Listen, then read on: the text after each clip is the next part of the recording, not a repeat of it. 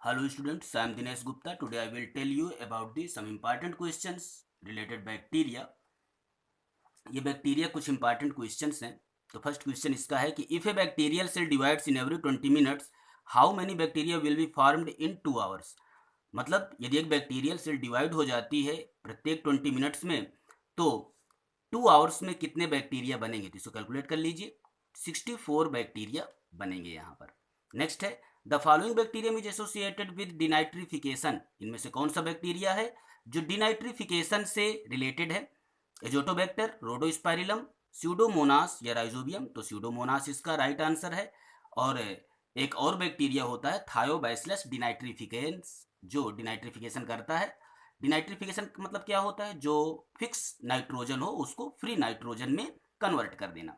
Next है which of the following represents obligate anaerobes. इनमें से कौन सा है जो ऑब्लिगेट एनरोप्स को प्रकट करता है. तो मेथेन बैक्टीरिया है. अच्छा, मेथेन बैक्टीरिया है तो ये कैसा बैक्टीरिया होता है, ये आर्की बैक्टीरिया होता है.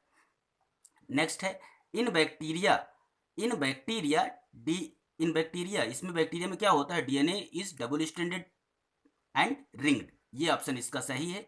DNA is double stranded and ringed. अब यहाँ पर खास बात हमने लिख दिया है यहाँ पर कि जो बैक्टीरिया का डीएनए होता है उसमें guanine and cytosine contents adenine और थायमिन की अपेक्षा लेस होता है. फिर सुनिए, यहाँ पर बैक्टीरियल डीएनए में ग्वानिन एंड साइटोसिन की जो मात्रा होगी वो एडेनिन और थायमिन से कम हुआ करती है. ये इंपॉर्टेंट पॉइंट इसका है. नेक्स्ट है रिकेट्सी इज ए ग्रुप ऑफ. रिकेट्सी काहे का ग्रुप है, वायरसेस का, बैक्टीरिया का, माइक्रो ऑर्गेनिज्म का या फिर पीपीएलओ का. तो इसका राइट आंसर है रिकेट्सी बैक्टीरिया का ग्रुप है. ये रिकेट्स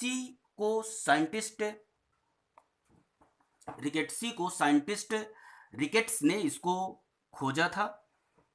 और ये नॉन मोटाइल होते हैं, ये ग्राम निगेटिव होते हैं. सुनना, ये क्या कैसे होते हैं, नॉन मोटाइल होंगे. रिकेट्सी कैसे होते हैं, नॉन मोटाइल होंगे. बैक्टीरिया से रिलेटेड है, नॉन मोटाइल होंगे. और ग्राम निगेटिव होते हैं, ये ग्राम निगेटिव होते हैं. इसके अलावा नॉन स्पोर फार्मिंग होते हैं. ये नॉन स्पोर फार्मिंग मतलब स्पोर को नहीं बनाते हैं ये. तो ये इसमें 3 पॉइंट एक्स्ट्रा थे.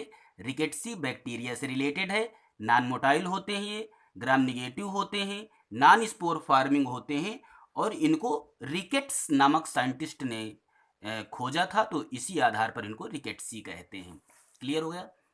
नेक्स्ट है कर्व्ड और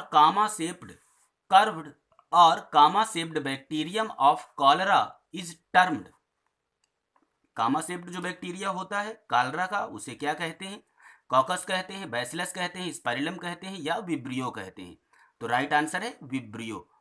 ये विब्रियो क्या करता है, कॉलरा करता है. विब्रियो कोलेरी इस बैक्टीरिया का नाम है और ये कामा शेप्ड होता है.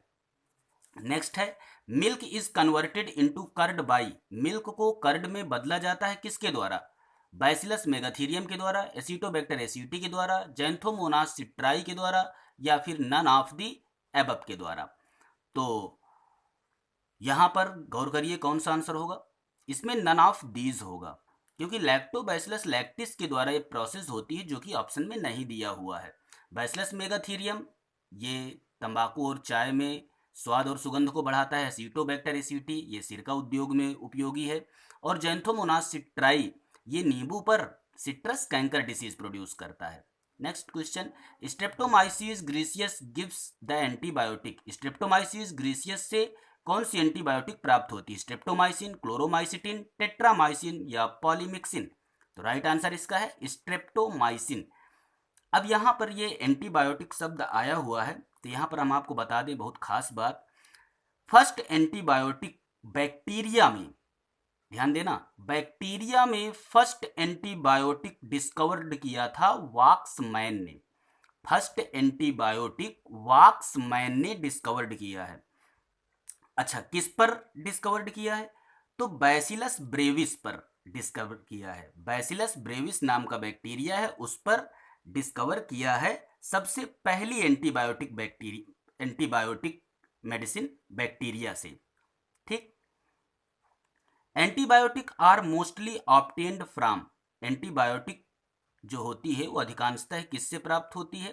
फंजाई से, वायरसेस से, बैक्टीरिया से या एंजियोस्पर्म से? तो बैक्टीरिया से। यहाँ पर antibiotic are mostly obtained from fungi से, वायरसेस से, बैक्टीरिया से या एंजियोस्पर्म से।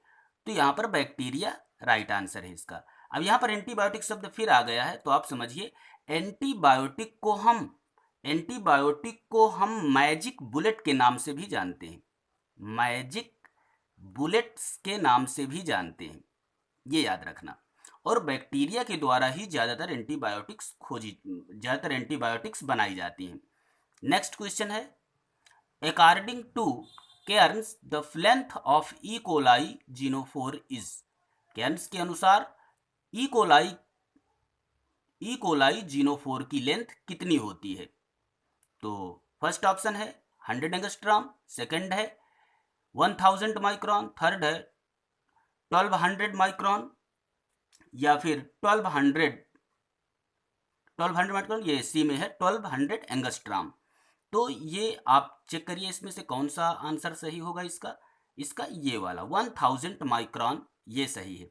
अब यहाँ पर ये ई कोलाई की लेंथ ई कोलाई के जीनोफोर की लेंथ पूछे था, तो हम ई कोलाई के बारे पर कुछ क्वेश्चन और बता देते हैं। यहाँ पर ई कोलाई का जो डीएनए होता है वो सर्कुलर होता है। ई कोलाई का जो डीएनए होता है वो कैसा होता है? सर्कुलर डीएनए होता है, सर्कुलर डीएनए होता है। और क्या खास बात है, इस पर 3000 जीन्स पाए जाते हैं, 3000 जीन्स पाए जाते हैं इसके डीएनए पर। और क्या होता है? डबल स्ट्रैंडेड डीएनए होता है, ये डबल स्ट्रैंडेड डीएनए होता है। और यह ग्राम निगेटिव होता है, जो ई कोलाई होता है वो ग्राम निगेटिव होता है। और पेरीट्राइकस होता है, पेरीट्राइकस ये। और कॉन्जुगेशन की जो खोज हुई थी बैक्टीरिया में वो ई कोलाई पर ही हुई थी, कॉन्जुगेशन की खोज जो हुई थी वो ई कोलाई पर ही हुई थी। किसके द्वारा की गई थी? लेडरबर्ग एंड टैटम के द्वारा। तो इस प्रकार से इसके साइड क्वेश्चन ये हैं जो बहुत इंपॉर्टेंट हैं। ये 10 क्वेश्चन थे बैक्टीरिया के। पार्ट 5 कंप्लीट हुआ। Thank you for watching.